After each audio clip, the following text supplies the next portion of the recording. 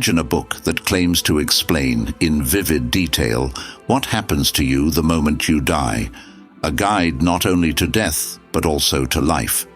Stop everything and listen closely, because we're about to dive into the secrets of the Tibetan Book of the Dead, an ancient text that dares to pull back the curtain on the ultimate mystery.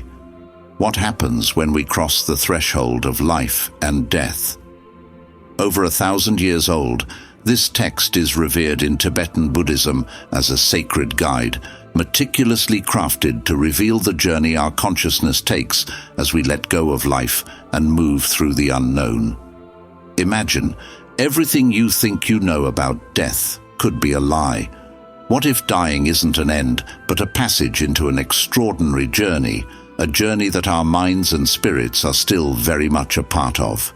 The Tibetan Book of the Dead, known in its original language as the Bardo, has been whispering answers to seekers for centuries. And here's the twist: this book isn't just for the dead. Its teachings have the power to transform the way we live by revealing the profound truth that we're all on a journey through transitions, or bardos, whether we're alive or have crossed over. The Tibetan Book of the Dead is traditionally attributed to Padmasambhava, an 8th century Buddhist master who brought Vajrayana Buddhism to Tibet. According to legend, Padmasambhava hid the text as a terma, treasure, to be revealed when Tibetans were ready for its teachings. It was rediscovered in the 14th century by Karma Lingpa, a spiritual treasure revealer, and passed down to become the version we know today. So what exactly is a bardo? In Tibetan Buddhism, the term bardo refers to an in-between or transitional state. In other words, a bardo is a phase where everything familiar melts away, and we stand on the brink of something new. The Tibetan Book of the Dead reveals that there are not one, but 3 main bardos that consciousness encounters after death, each representing a unique stage in the journey beyond. But here's the kicker. These states aren't just reserved for death. They're found in our lives too. Every challenge, every change, every unexpected twist in life can be a bardo.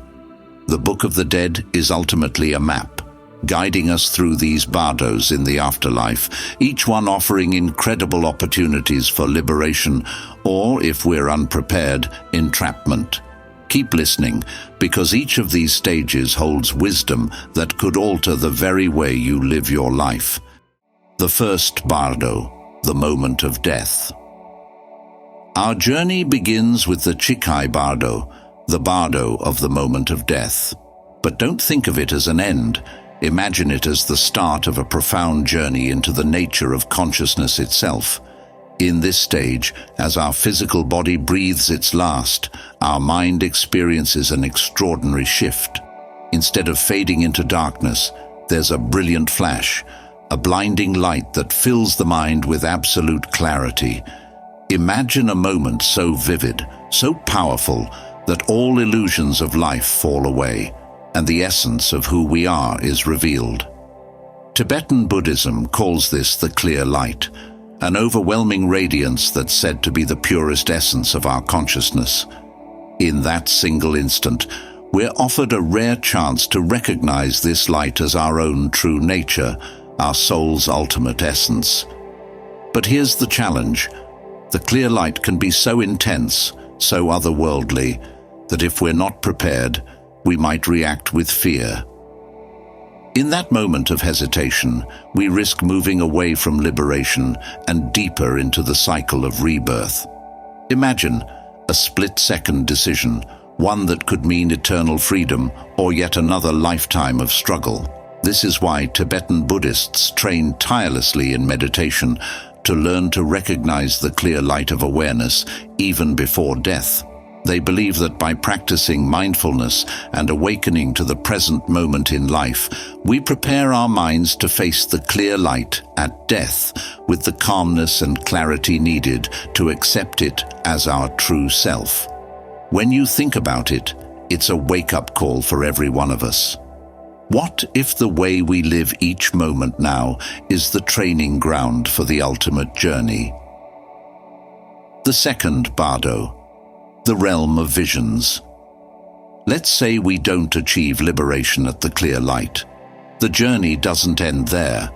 The Tibetan Book of the Dead guides us into the Chonyid Bardo, also known as the Bardo of Visions.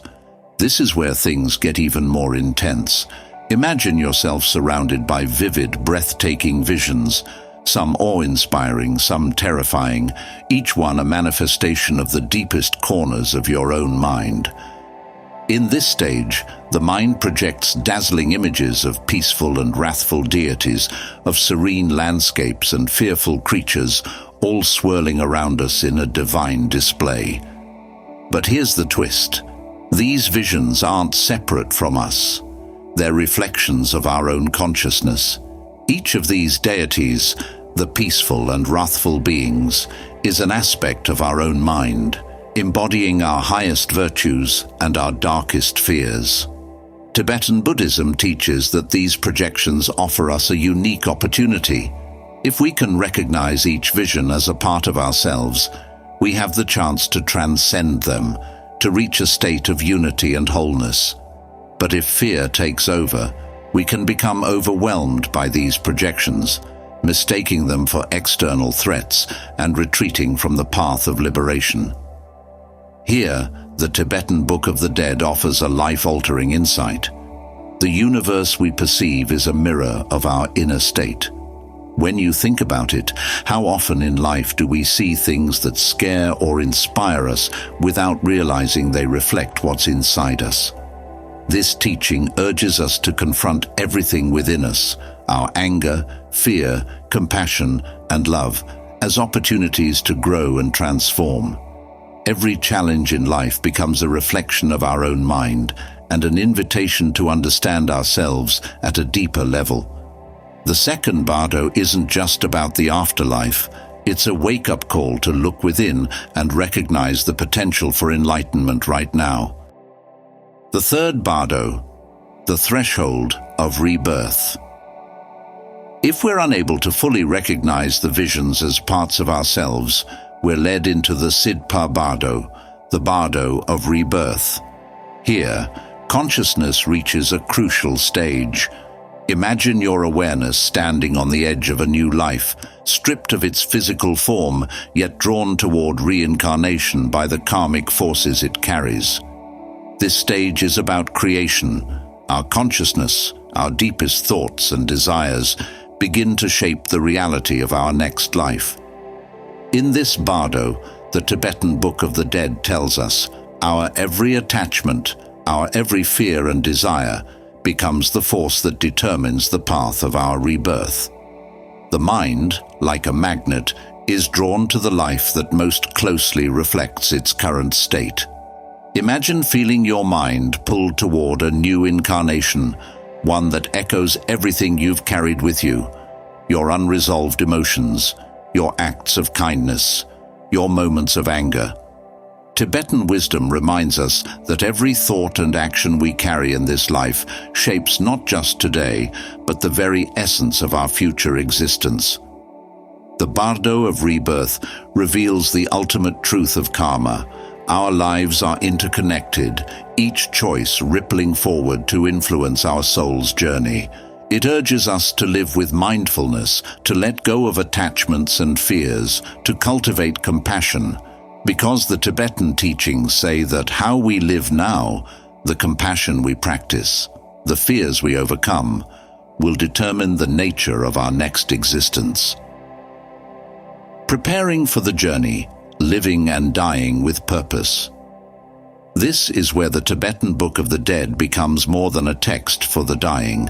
It's a guide for the living, urging us to see each moment as preparation for the final journey. Tibetan Buddhists believe that by meditating on impermanence, practicing compassion, and seeing life's challenges as mini-bardos, we prepare ourselves to face death with clarity. Life itself becomes a training ground for the ultimate transition. Imagine beginning each day with a reminder of impermanence, of life's fleeting nature. Imagine each moment infused with purpose, clarity, and compassion. This isn't just for monks in distant monasteries, it's for anyone ready to live fully and face death without fear. Another practice the Tibetan Book of the Dead emphasizes is Tonglen, the meditation of giving and receiving. Imagine breathing in the suffering of others, then exhaling love and compassion in return. This practice isn't just about kindness, it's about dissolving the boundaries of self, recognizing the interconnectedness of all beings. It's a radical exercise in compassion, designed to prepare us to face the afterlife's visions with openness and love, transforming fear into liberation. Tibetan Buddhists use mantras, ancient sound vibrations, to align the mind with higher states of awareness. These aren't just words, they're frequencies that attune the mind to the energy of the universe. Mantras serve as a guide through life and death, focusing the mind, strengthening it against fear and attachment. Imagine your mind as a calm, clear lake, unaffected by the storms around it. This is the mental clarity the Tibetan Book of the Dead invites us to cultivate.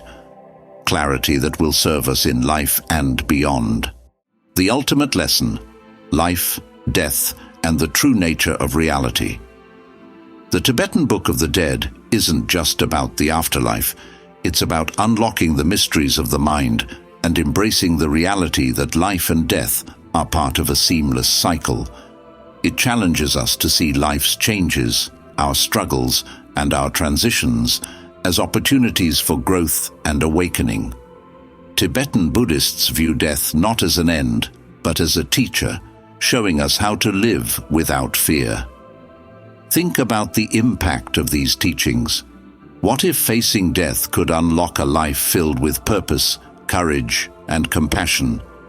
What if every experience, every challenge, was an invitation to transform, to move closer to a state of pure awareness?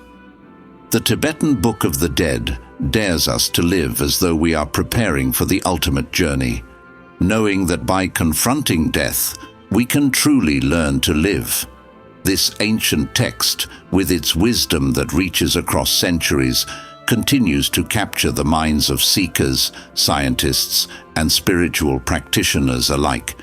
It suggests that death, far from being the end, is the key to understanding life itself.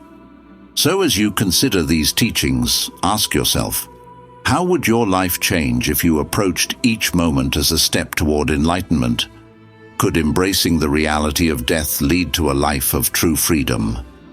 This is the invitation of the Tibetan Book of the Dead, to live deeply, fearlessly, and with boundless compassion, preparing not just for the end, but for every moment.